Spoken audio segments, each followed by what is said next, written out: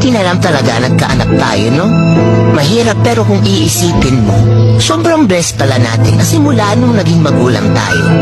Parang mas nagkaroon ng direksyon yung buhay natin. Mahirap sa part na may responsibilities na tayo. Kung paano mo bibigyan ng magandang future tong batang to, kung paano mo ihahandle yung iba't ibang stage ng buhay niya, nyo na magkasama. Kung paano mo siya i-build up na maging mabuting individual. Pero yung lakas na binibigay nila sa atin, iba eh. Yung kahit na anong pagod mo o sama ng pakiramdam mo, babamon ka talaga. Kasi alam mo may anak ka na nakadepende din sa yung Pasko ka na sa buhay. Pero titignan mo lang yung anak mo, tapos babamon ka na.